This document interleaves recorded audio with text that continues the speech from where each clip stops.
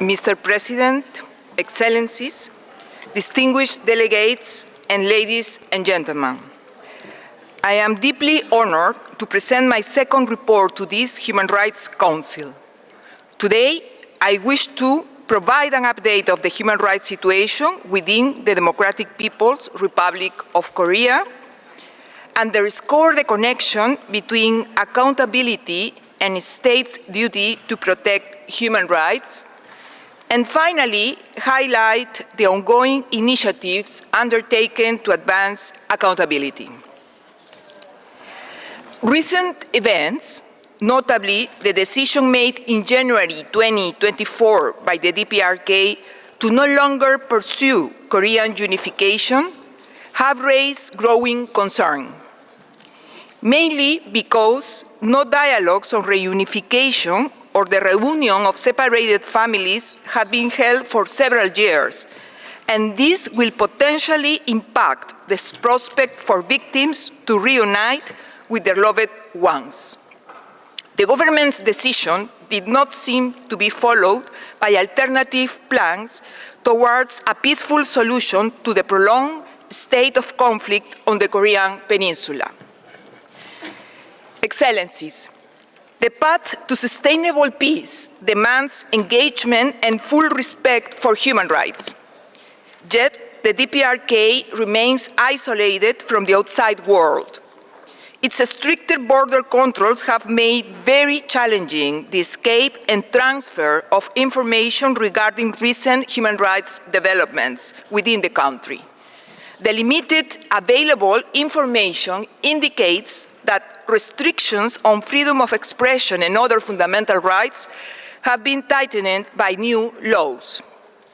Moreover, escapees from the DPRK who are forcibly repatriated by other states, including China, continue to face the risk of torture and other human rights violations. The international community, particularly this Council, cannot remain silent on such pressing concerns. Adding to the urgency of this situation, people in the DPRK are confronting a serious lack of access to food. For this, I urge the DPRK to revisit the policy on the right to food and allow the re-entry of international staff of the United Nations and humanitarian agencies to support the needs of the most vulnerable. International law is clear. States have the primary duty to protect and promote the human rights of all within their jurisdiction. Accountability is vital for individuals and communities to assert such rights and seek redress in cases of violation. Such victims' rights cannot be realized if states evade their responsibility to investigate and prosecute human rights violations that amount to crimes under national and international law. In the face of international crimes, the unwillingness or inability of the DPRK to fulfill its duty to investigate and prosecute should trigger the obligation of other states to act. Accountability, however, should not be limited to establishing criminal responsibility. It encompasses multifaceted effort involving individual prosecutions, reparations, truth-seeking, and institutional reforms. Ladies and gentlemen, this year marks the 10th anniversary of the Commission of Inquiry on Human Rights in the DPRK, which concluded that many of the systematic, widespread, and gross human rights violations perpetrated by the DPRK constitute crimes against humanity. Since then, the government has not addressed the culture of impunity, favoring those most responsible for such crimes, including its highest authorities. In the face of this situation, I welcome the efforts made by victims, survivors, civil society organizations, states, the UN, and the international community to pursue varied forms of accountability. Some brought civil litigation to domestic courts. Tokyo High Court for instance, found liability of the DPRK for human rights violations against Koreans and Japanese victims of the Paradise on Earth campaign, who were relocated to the DPRK under false promises.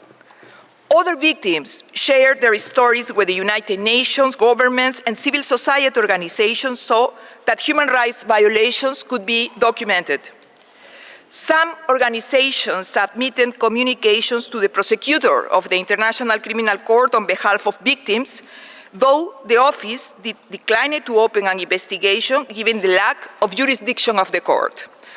Others have pursued memorialization efforts, including a museum opened in the Republic of Korea.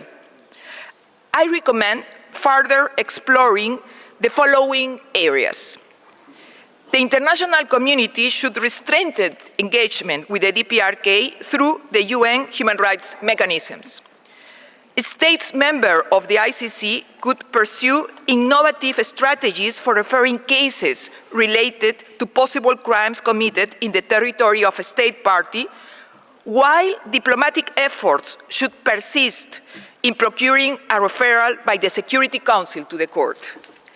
Avenues to address breaches of human rights treaties could be explored through the International Court of Justice. States hosting victims are strongly encouraged to fulfill victims' rights to comprehensive reparations, including through providing compensation and psychosocial care, even if violations are not caused by them. Excellencies, in the DPRK, the lack of respect of the rule of law has persisted for too long. It has undermined the very fabric of justice. It is upon us to put an end to this and ensure gross human rights violations stop evading accountability. Achieving justice demands a concerted effort to embrace a comprehensive understanding of accountability, one that prioritizes victims' needs. I urge this Council to pay increased attention to victims of the ongoing human rights violations happening in the DPRK. Recent prolonged isolation of the country should serve as a stark reminder of the threats that hostile approach, disengagement, and further militarization pose to both peace and justice. I strongly encourage the international community and the DPRK to strengthen engagement and dialogue to end impunity and seek peace and justice. Many courageous victims have spoken up. Now, justice depends on our ability to listen to their voices and take concrete action. Thank you for your attention.